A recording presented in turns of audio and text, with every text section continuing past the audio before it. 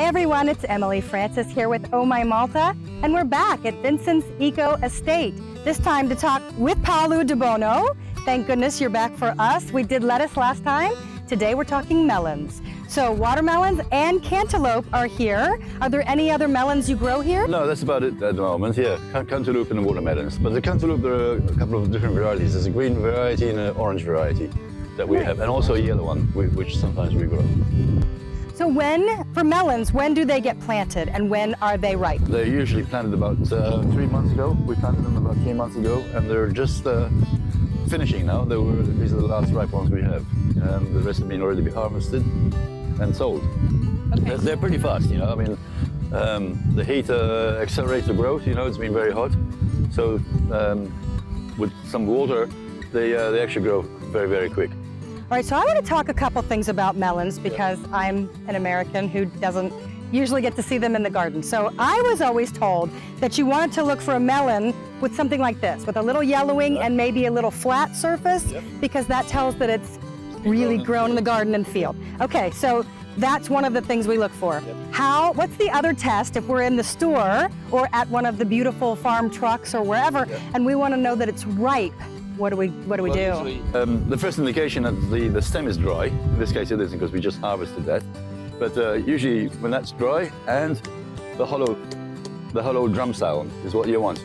When it sounds like a hollow drum in an African drum, it should be about right. So if it's old or not? If it's old, it's going to be dull, and if it's not ready, it's going to be a dull sound because it hasn't actually opened up yet inside.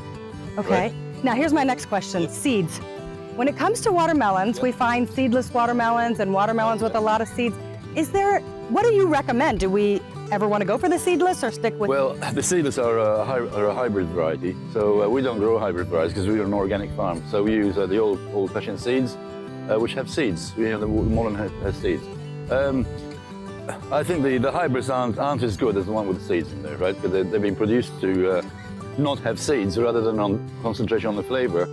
Whereas we just grow them naturally, and they have seeds, but they have lots of flavor and lots of flesh. I love that. And then cantaloupes, do we tap on the cantaloupes as well? No, cantaloupes is usually the texture on the outside, the odor. You can smell it when it's really ripe. You can smell it. We're a mile away sometimes. You know, they're very ripe. I find myself sniffing the bottoms of pineapples at the store, and people always find it odd when they see me. So let's talk about cantaloupes. When we look at cantaloupes, do we make the tapping sound for the drum? No, because they're totally different products. But the cantaloupes usually the smell. You know, you have a good sniff of the fruit, and that's what's your best indication that it's ripe, right? It's also your best indication if it's overripe, because then it smells really, really pungent. Okay. Do we also want to look, though, for any sort of flat surface on a cantaloupe to know it grew in the field? They usually don't have they're not that heavy, so these things that's actually a small one. Usually they grow much bigger, and they get weight. You know, so you're always going to have a flat side somewhere. We usually go around and turn them around so they get all even. You know, just for aesthetic purposes, nothing really. Change them necessarily, but it's good to look for. So thank you, Paolo. Now I want to talk about, it was really hard to get this interview and to get any interviews this summer because it's so dry and the farmers are really struggling. Can we talk about that just briefly? Yes, I mean due to climate change, and global warming stuff. I mean we're on the front line here in Malta. I mean, like everywhere else in the Mediterranean.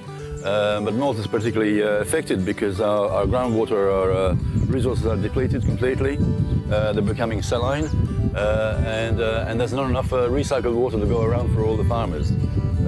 So we're struggling. Most farmers now, and it never used to be like this because we used to grow all year round, have multiple seasons. But since the last couple of years, the heat's been accelerating every year. Last year we had about 5 heat waves, successive heat waves. This year we've had 2. Possibly still got to go August, so we're expecting a couple more heat waves. So farmers tend to not plant anything at all in these couple of months because it's pointless. I mean, even if you do water, the plants are stressing out so much with the heat that even the water doesn't help. So it's pointless. I mean, we're finding it very, very difficult to grow lettuce. The lettuce gets changed, gets bitter. We cover it with a shade, as you can see over there. We put shade cloth over the lettuces, to try and protect it from the sun. But really, we have so many losses and so many disappointments that we'd rather not plant anything at all for the month of August, or at least till the last week of August is when we start planting again. Okay, so let's wrap that up with what are you going to plant at the last week of August? What can we look forward to here in the fall? Last week of August, we plant just about everything. You know, it's like the spring season again for us. So peas. Peas, green peppers, aubergines, broccoli, cabbages, red cabbage, tomatoes even, cherry tomatoes, what else do we have? Lettuce. Lots of lettuces, yeah, for sure. A lot of the green leafies. The green leaves, the spinach, the silver beet, the kale. So all that goes in. So this month, although we're not planting anything, we're still working because we're still preparing the fields for planting in August. So we, right now, that's what we're doing. It's just getting everything bare and clean and getting ready for planting. Thank you so much, Paulu. We're here again at Vincent's Eco Estate. Thank you for being with us. Until next time.